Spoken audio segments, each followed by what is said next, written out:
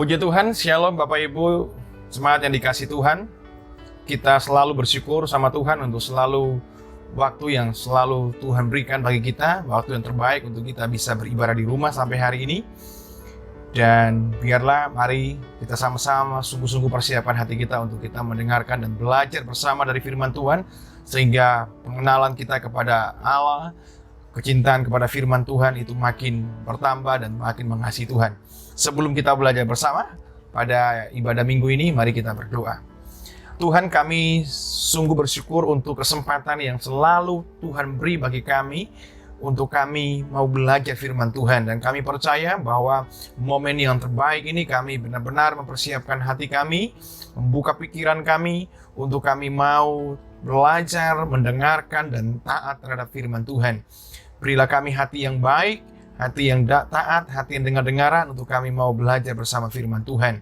Hamba-Mu yang Tuhan pakai untuk berbicara, untuk menyampaikan isi hati-Mu pada saat ini, kiranya Tuhan boleh memimpin dan mengurapi hamba-Mu, hikmat dan kuasa Allah menyertai hamba-Mu.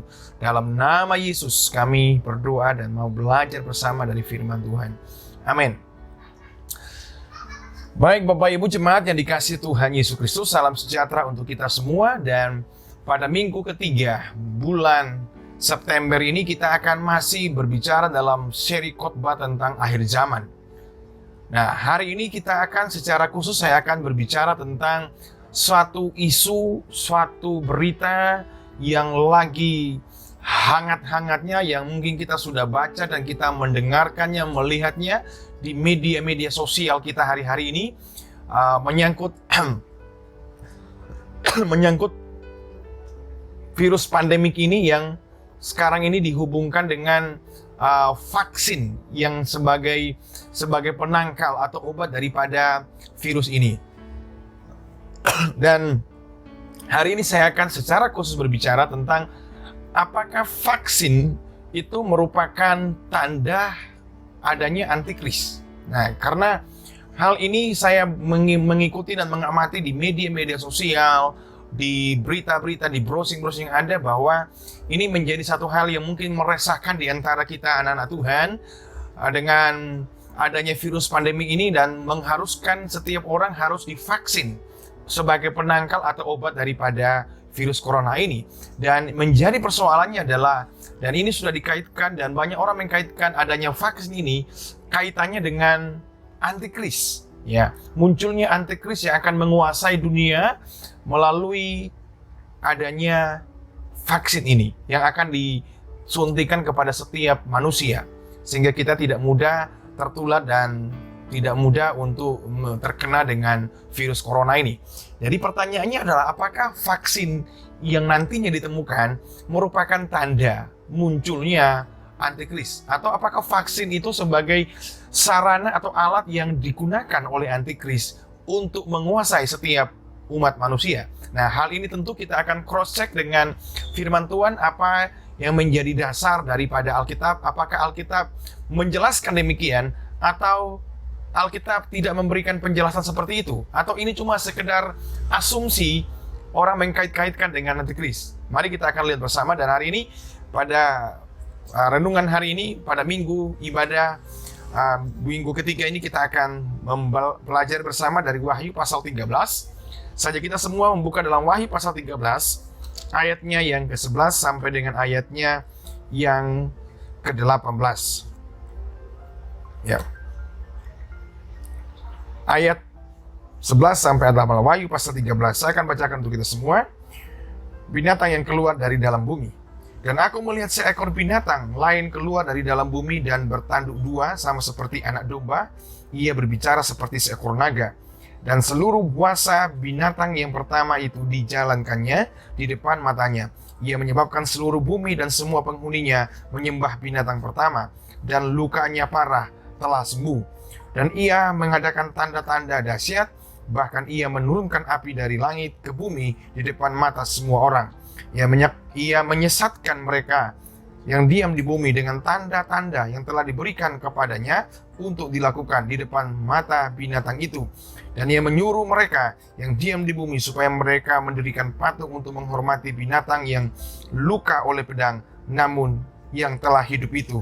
dan kepadanya diberikan kuasa untuk memberikan nyawa kepada patung binatang itu, sehingga patung binatang itu yang berbicara juga dan bertindak begitu rupa, sehingga semua orang yang tidak menyembah patung binatang itu dibunuh. Dan ia menyebabkan sehingga kepada semua orang, kecil atau besar, kaya atau miskin, merdeka atau hamba, diberi tanda pada tangan kanannya atau pada dahinya. Dan tidak seorang pun yang dapat membeli atau menjual selain daripada mereka yang memakai tanda itu, yaitu nama binatang itu atau bilangan namanya. Yang penting di sini ialah hikmat. Barang siapa bijaksana, baiklah ia menghitung bilangan binatang itu, karena bilangan itu adalah bilangan seorang manusia yang bilangannya 666 atau 66. Nah, Bapak Ibu dikasih oleh Tuhan Yesus Kristus, sebelum saya menjelaskan kepada teks Wahyu yang kita baca dalam Pasal 13 ayat 11 sampai ayat 18, kita akan menjelaskan sedikit. Saya akan coba untuk menarik sejarah ke belakang. Misalnya begini, ini akan coba untuk membuat kita menjawab pertanyaan, apakah vaksin nanti ini yang akan diberikan kepada manusia adalah tanda antikris ataukah tidak? Nah, kalau kita coba tarik sejarah ke belakang sebentar, maka ketika awal mulanya komputer ini muncul, awalnya komputer muncul, ya, itu di kalangan orang Kristen itu mengkaitkan lagi dengan bahwa ini adalah zaman antikris, ya. Komputer akan digunakan oleh antikris untuk menguasai setiap manusia. Nah, apakah itu terbukti sampai hari ini? Saya pikir itu tidak. Karena sampai hari ini, setiap kerja kita, apapun kita itu pasti kita sangat membutuhkan perangkat namanya komputer. Jadi, satu pendapat atau pendapat banyak orang pada waktu awalnya komputer dikaitkan dengan, wah ini adalah alat atau munculnya antikris. Ternyata tidak. Nah, kemudian setelah zaman komputer itu sudah banyak yang menggunakan, maka ada satu isu lagi yang muncul, itu ketika munculnya barcode. Ya, kita tahu barcode itu biasanya itu satu kode komputer yang ada pada setiap label barang yang kita beli ketika kita ke supermarket. Biasanya setiap jenis barang itu ada kode barcode-nya. Nah, ketika barcode mulai muncul pada setiap produk-produk, itu orang mulai, khususnya di kalangan kekristenan, itu mulai mengkaitkan bahwa ini adalah antikris. Nah, antikris sudah mulai menguasai dengan bahwa kalau orang belanja ya atau membeli, kalau tidak ada barcode-nya itu tidak bisa mengadakan transaksi. Nah, lalu apakah teori itu benar demikian? Saya juga pikir tidak. Sampai hari ini pun juga setiap kita yang belanja di supermarket itu kalau tanpa ada barcode di sebuah barang itu pasti kita tidak bisa melakukan transaksi pembayaran. Karena barcode itu merupakan identifikasi daripada barang yang akan kita beli misalnya. Nah, jadi paling tidak dua hal itu sudah membuktikan bahwa ketika awal-awal muncul, orang mulai mengkaitkannya dengan kemunculan daripada antikris. Nah, kemudian sampai saat ini, ya, dengan adanya pandemik virus corona, lalu munculnya vaksin yang akan diberikan kepada manusia. Ini banyak sekali Bapak Ibu kalau mengikuti media sosial, berita-berita maupun di YouTube segala macam, orang mulai berspekulasi, memunculkan teori bahwa vaksin ini ketika nanti seseorang itu divaksin dengan anti virus daripada corona ini, maka ketika kita divaksin, maka kita akan diberikan label atau sertifikat identification. Jadi ada sertifikat yang akan diberikan, sekaligus pada waktu kita divaksin itu ada, katanya ini yang saya coba dengar di video-video yang berkembang di media sosial, katanya ada chip yang akan ditempelkan di tangan kita sebagai bentuk bahwa kita ini sudah divaksin. Nah, lalu dari hal inilah yang merupakan satu dasar untuk saya mengangkat masalah ini. mungkin ada kaitannya dengan khotbah seri pertama tentang saya bicara tentang akhir zaman juga. Apakah COVID-19 adalah tanda akhir zaman? Ini ada kaitannya dengan hari ini. Apakah vaksin merupakan tanda daripada antikris? Nah, ini kita akan menjawabnya dengan apa yang kita sudah baca di Wahyu pasal 13 ayat 11 sampai dengan ayatnya yang ke-18. Nah, kalau kita baca di ayatnya yang ke-16 pada pasal 13 tadi ayat 16 dan 17, saya akan bacakan ulang kepada kita. Dan ia menyebabkan, artinya ia ini adalah antikris, menyebabkan sehingga kepada semua orang, kecil atau besar, kaya atau miskin, merdeka atau hamba, diberi tanda pada tangan kanannya. Perhatikan, diberi tanda pada tangan kanannya atau pada dahinya. Dan seorang pun yang dapat dan tidak seorang pun yang dapat membeli atau menjual selain daripada mereka yang memakai tanda itu, artinya tanda pada tangan kanan dan pada dahi, atau nama binatang atau bilangan itu. Nah, pada ayat 16, pada ayat 16 dan 17, berdasarkan ayat di atas, ada dua pertanyaan yang perlu kita pikirkan bersama. Apakah tanda pada tangan kanan yang pada ayat 16 tadi yang 17 katakan adalah bisa diartikan sebagai penanaman chips pada tangan kita ketika kita akan dilakukan vaksinasi, atau apakah vaksin yang akan kita mungkin kita jalani nanti atau kita dapat nanti merupakan tanda dari antikris. Nah, dua pertanyaan ini yang akan menjadi dasar untuk kita bisa memahami, menjelaskan apakah benar bahwa tanda pada tangan kanan itu merupakan bentuk penanaman chips, atau apakah vaksin merupakan tanda daripada antikris. Nah, untuk menjawab dua pertanyaan ini seputar isu vaksin yang dianggap sebagai tanda antikris, maka kita perlu untuk menafsirkan kitab Wahyu pasal 13 secara tepat. Bagaimana bentuk tanda dalam teks ini? Apakah yang dimaksud dengan tanda 66 di sana? Jadi untuk kita menjelaskan memahami bahwa apakah benar vaksin nanti yang akan diberikan kepada manusia adalah bentuk daripada munculnya antikris, maka kita perlu untuk menafsirkan secara tepat kitab Wahyu pasal yang ke-13. Nah, saya menjelaskan dulu bahwa kitab Wahyu ini penuh dengan simbol. Kalau kita mau melihat kitab Wahyu pasal 1, pasal 2, pasal 3 itu bentuk surat kiriman. Jadi Paulus menulis Yohanes menulis kepada 7 jemaat. Ada Laodikia, Philadelphia, Thyatira dan lain-lain. Nah, mulai pasal yang keempat sampai pasal terakhir 21 itu berbanyak penuh dengan perlambangan. Nah, lambang-lambang atau simbol-simbol dalam kitab Wahyu harus dipahami maknanya, bukan untuk dibayangkan, Bapak Ibu. Jadi kalau setiap lambang-lambang yang kita temui dalam kitab Wahyu itu harus kita maknai sebagai simbol. Artinya bahwa simbol itu punya makna di balik itu. Ada makna yang tersembunyi di balik simbol itu. Nah, jadi untuk memahami kitab Wahyu kita tidak bisa membayangkan, karena kalau harus dipahami bukan dibayangkan.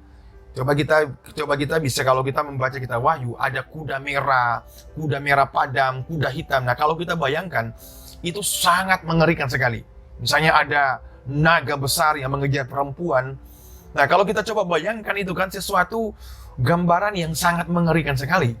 Jadi, untuk salah satu cara untuk memahami kitab Wahyu adalah bukan untuk dibayangkan, karena ini penuh dengan simbol-simbol, tetapi memahami kitab Wahyu itu harus mengartikan setiap simbol-simbol atau lambang-lambang yang kita temui dalam kitab Wahyu. Karena kitab ini adalah kitab, dalam bahasanya disebut kitab apokalipsis atau kitab yang penuh dengan simbol. Nah, sekarang kita coba lihat ya. Sekarang kita lihat. inti dari Wahyu pasal 13. Sebenarnya kalau kita membaca mau menafsirkan secara keseluruhan, Wahyu pasal 13 itu sebenarnya intinya adalah berbicara tentang bagaimana iblis mencoba untuk meniru. Ya, iblis mencoba untuk meniru anak domba. Ya. Jadi iblis itu adalah ahli dalam menciplak, ahli dalam meniru, ahli dalam menyontek. Jadi iblis itu adalah ahlinya di sana.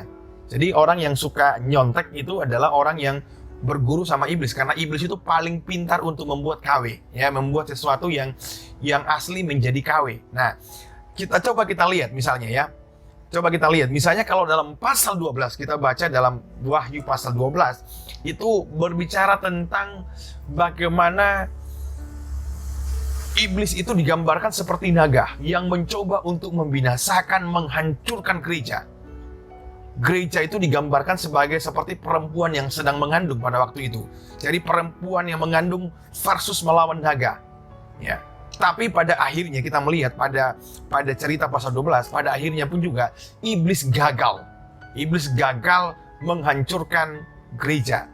Nah, kemudian dalam pasal 13 ini kita juga melihat bahwa iblis dan kedua anteknya itu ada dalam pasal 13 ayat 10 itu binatang yang keluar dari laut. Itu sebenarnya binatang yang keluar dari laut itu adalah simbol dari munculnya nabi-nabi palsu. Kemudian yang kita baca tadi dari ayat 11 sampai 18 itu ada binatang yang keluar dari bumi. Ya, binatang yang keluar dari bumi itu yang disebut dengan antikris. Nah, setelah iblis gagal dalam pasal 12, gagal menghancurkan gereja, menghancurkan anak-anak Tuhan. Dia gagal total di sana. Lalu iblis berusaha untuk meniru apa yang dilakukan oleh Kristus. Nah, apa yang coba ditiru oleh iblis, khususnya kalau kita lihat dalam pasal 13. Ini saya menjelaskan supaya kita bisa memahami apa yang menjadi makna sesungguhnya. Misalnya apa yang ditiru oleh iblis? Satu, misalnya sebagai iblis itu demikian, iblis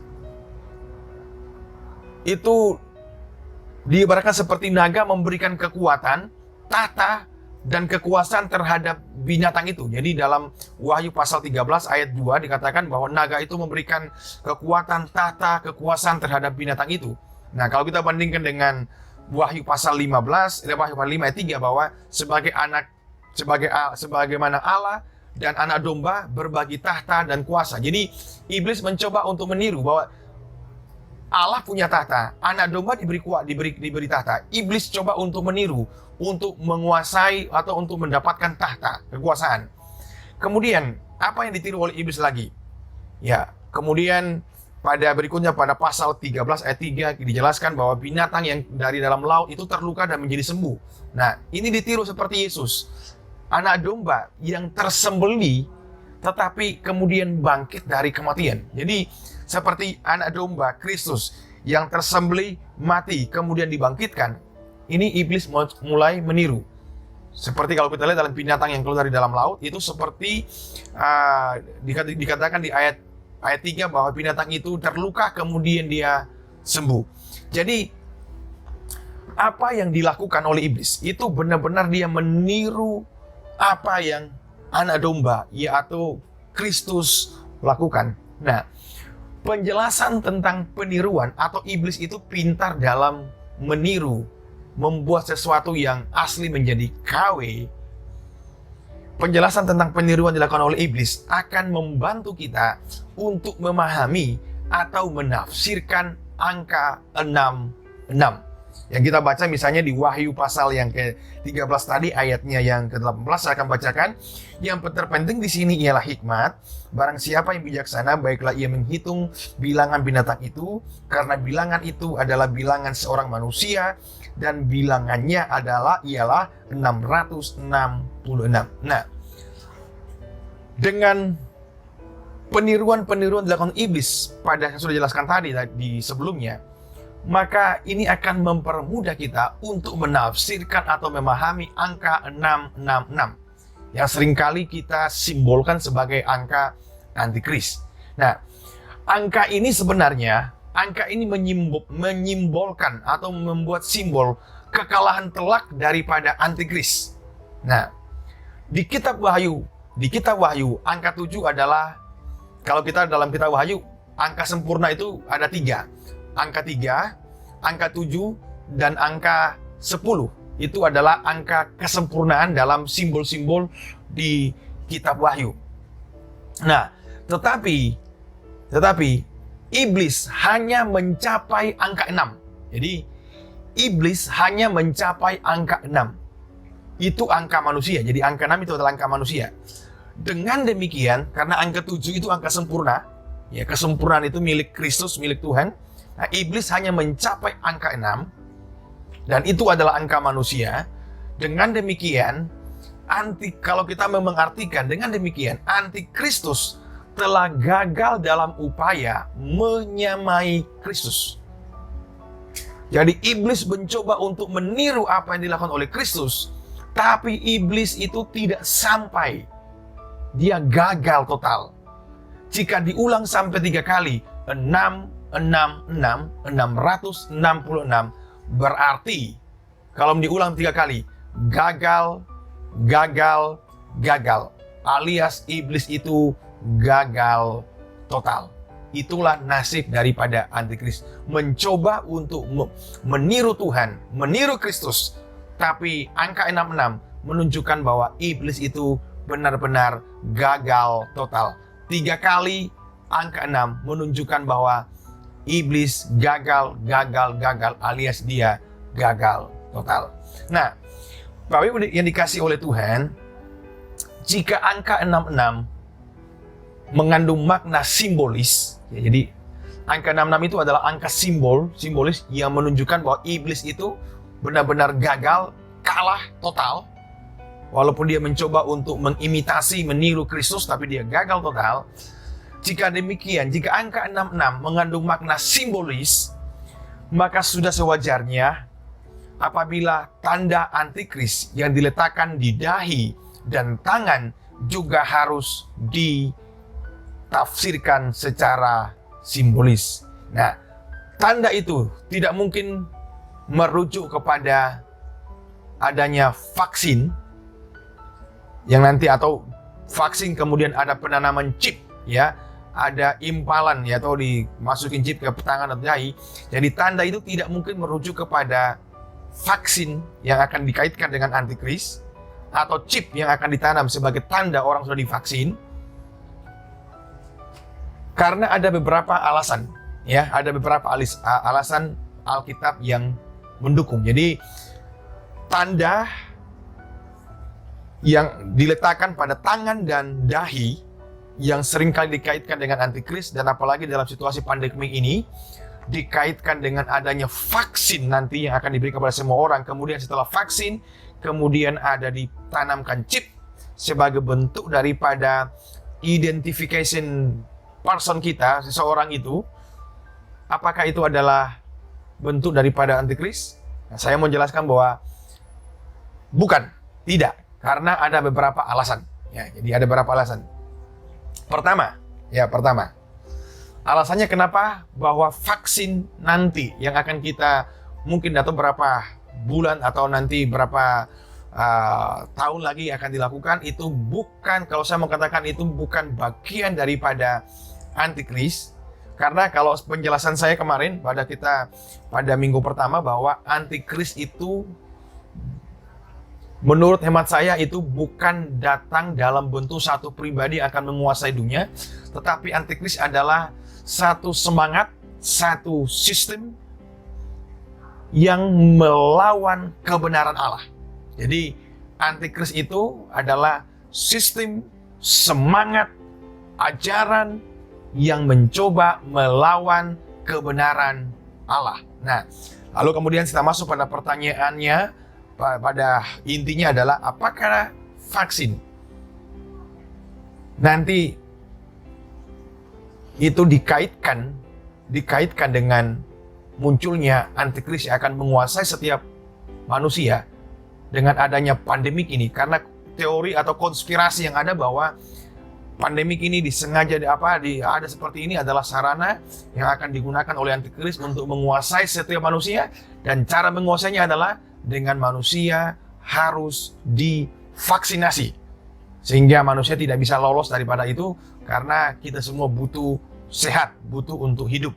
Nah, jadi untuk itu kembali lagi bahwa apakah benar vaksin itu yang merupakan tanda? Kalau kita baca tadi di pasalnya yang ke-13 ayatnya yang ke-16, saya akan bacakan ulang untuk kita bisa memahami dengan baik. Ya.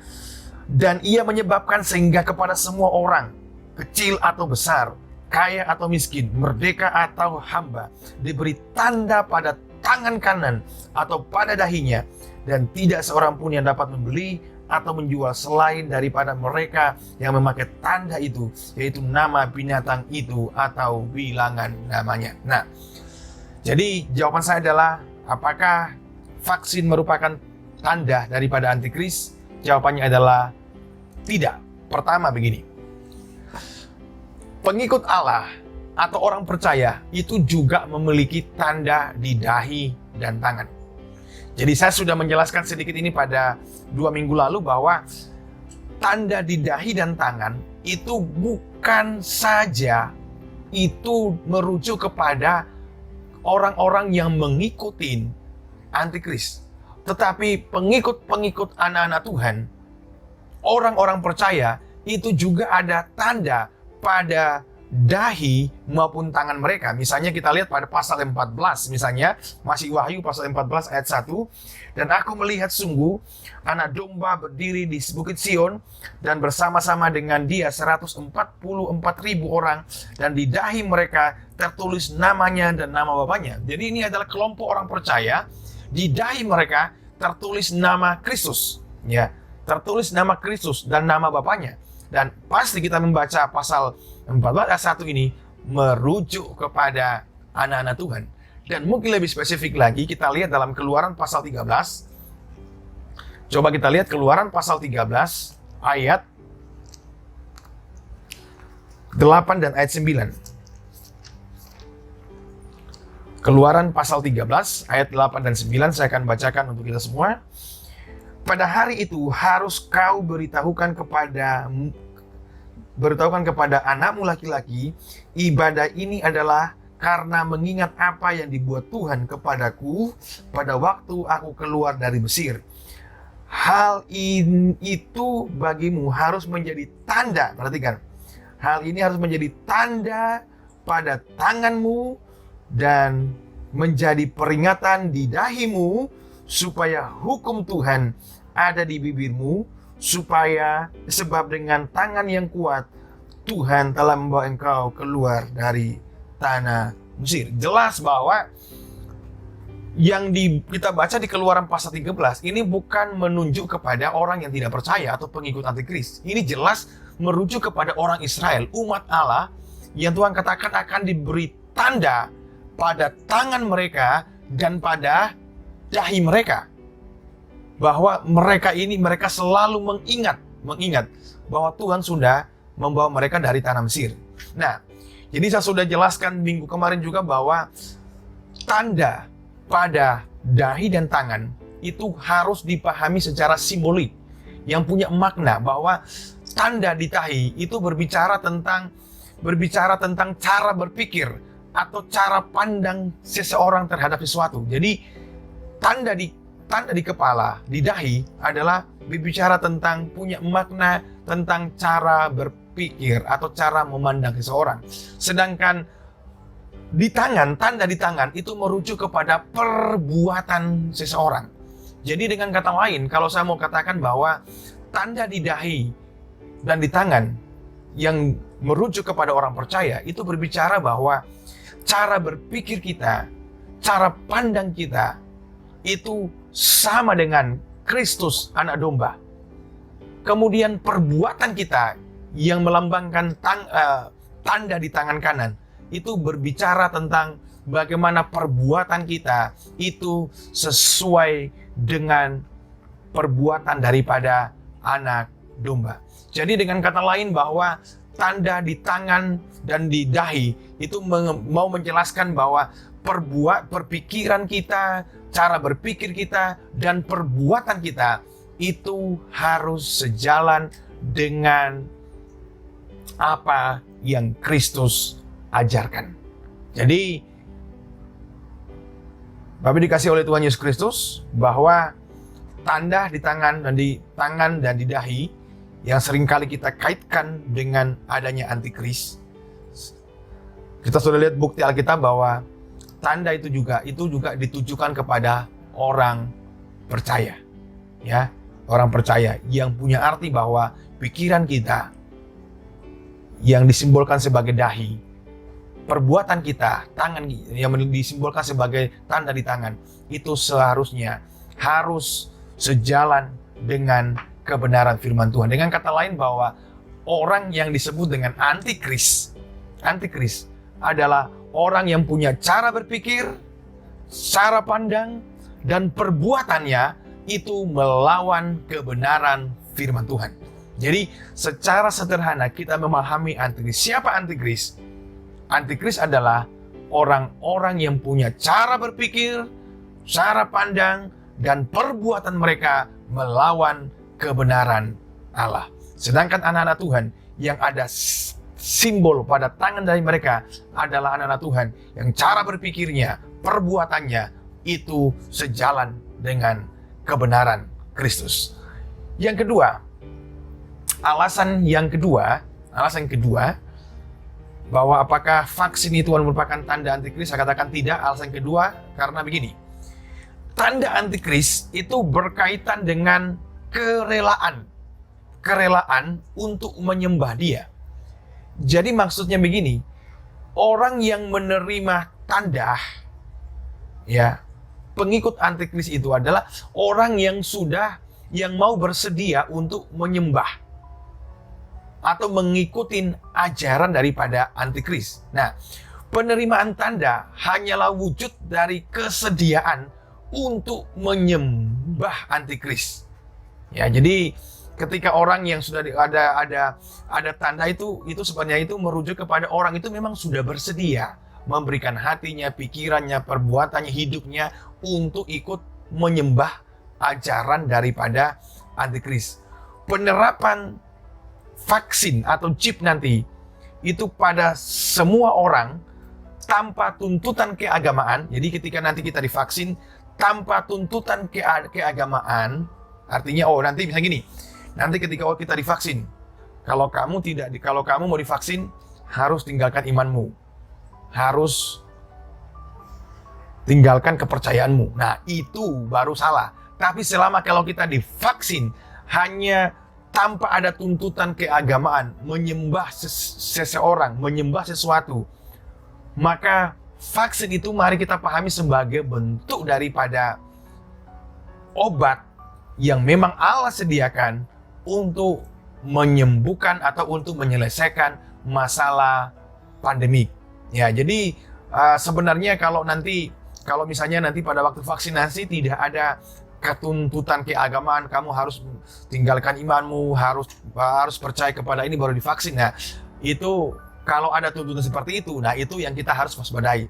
Tetapi selama tidak ada tuntutan keagamaan apapun di dalamnya atau menyembah sesuatu, ketika kita mau divaksin, bagi saya bahwa vaksin itu biasa saja, itu adalah obat, itu adalah cara Tuhan untuk menolong umat manusia. Ya, seperti misalnya anak-anak kecil ketika umur sekian bulan harus divaksin dan lain sebagainya. Jadi mari jangan kita terlalu cepat-cepat untuk mempercayai dan mengatakan bahwa vaksin itu adalah bagian daripada cara kerja antikris untuk menguasai setiap umat manusia. Ya, jadi misalnya kalau tanpa ada tuntutan keagamaan, ya, tanpa tuntutan untuk menyembah sesuatu, menyembah seseorang atau apapun juga, maka vaksin itu akan kita anggap sebagai obat. Jadi tidak ada kaitannya dengan antikris tanpa tuntutan keagamaan. Yang berikut, yang terakhir, alasan ketiga adalah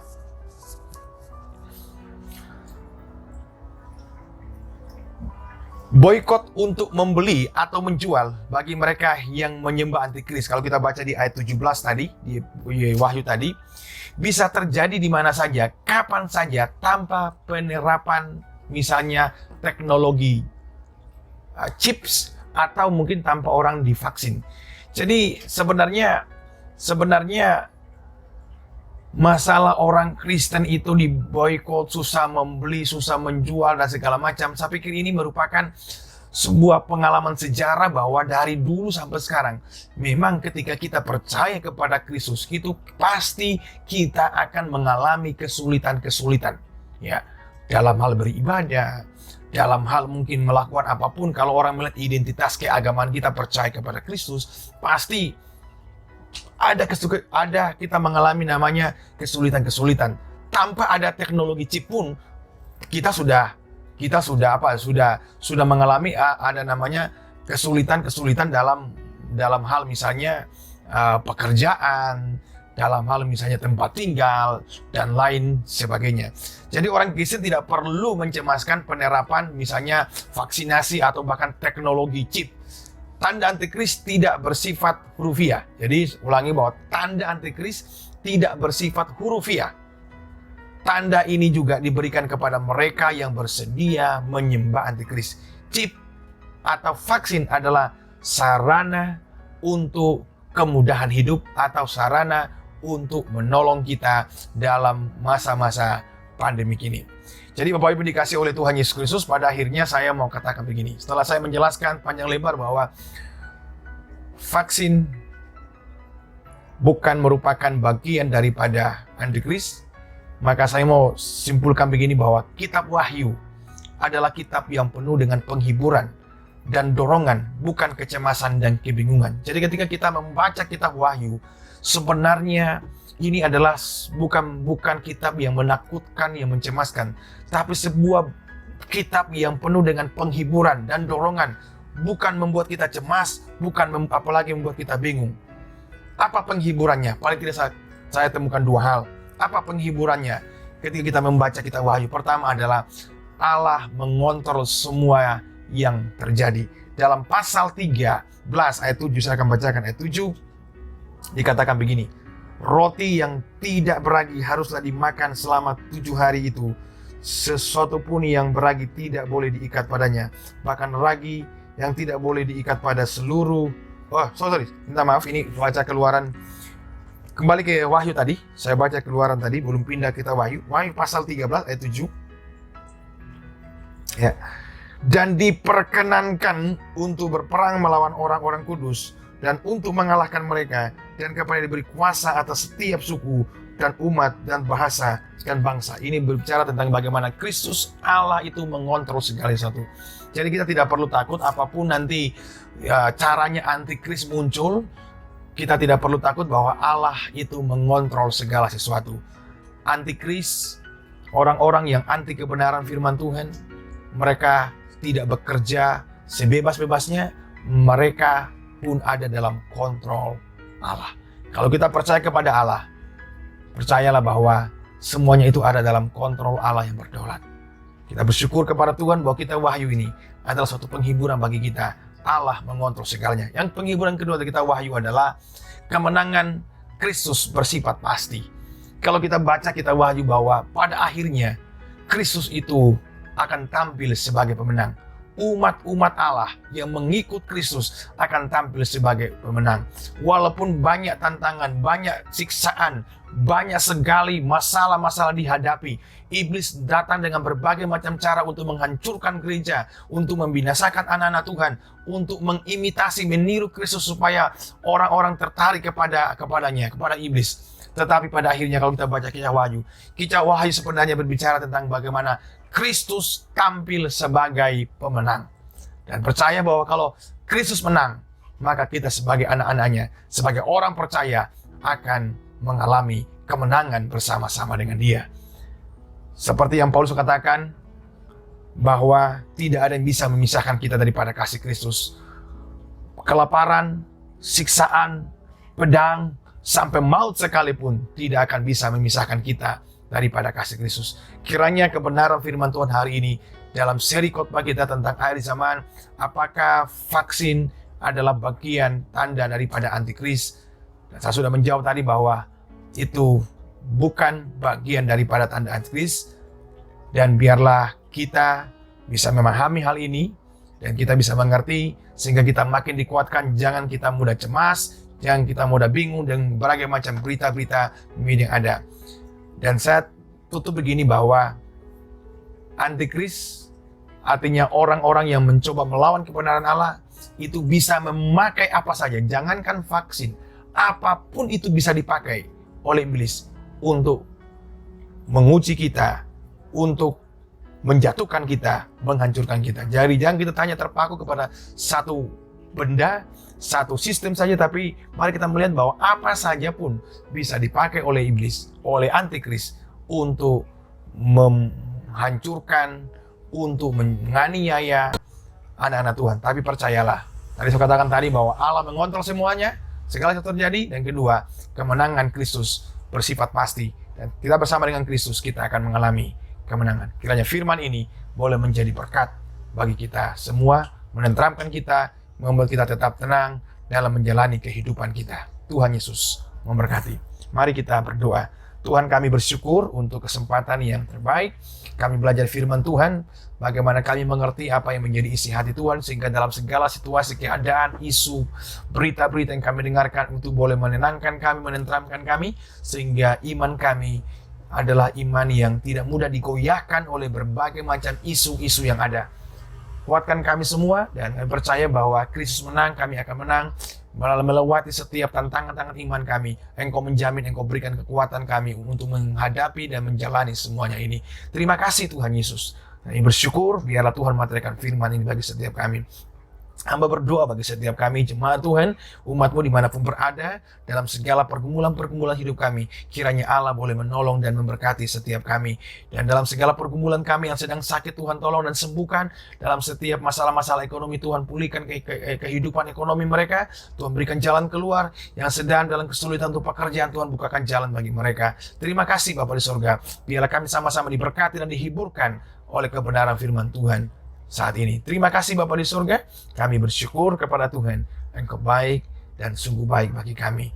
Terima kasih Tuhan. Materikan kebenaran firman Tuhan bagi setiap kami yang sudah mendengarkannya. Dan terima kasih Tuhan, pada saatnya kami akan mengakhiri ibadah kami di rumah kami masing-masing. Dan biarlah kami menerima berkat yang terbaik yang daripada Tuhan. Bapa, kuduskanlah tangan hamba-Mu, dan biarlah tangan Allah sendirilah yang turun memberkati setiap kami umat yang setia mencari Engkau. Tuhan memberkati Engkau dan melindungi Engkau. Tuhan menyinari Engkau dengan wajah-Nya dan memberi Engkau kasih karunia. Tuhan menghadapkan wajah-Nya kepadamu dan memberi Engkau damai sejahtera. Di dalam nama Bapa, Anak, dan Roh Kudus, hamba sampaikan berkat ini. Amin. Bapa, terima kasih.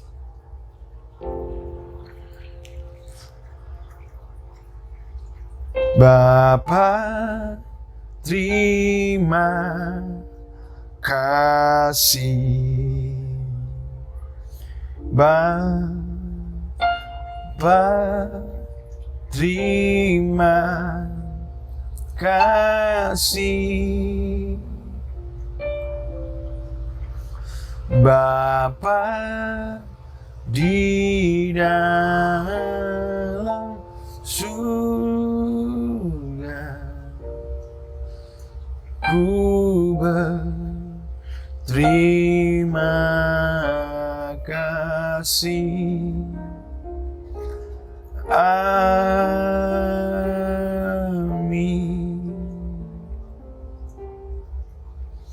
Selamat siang. Selamat hari Minggu. Tuhan Yesus memberkati kita semua dan sampai jumpa pada ibadah-ibadah selanjutnya. Shalom.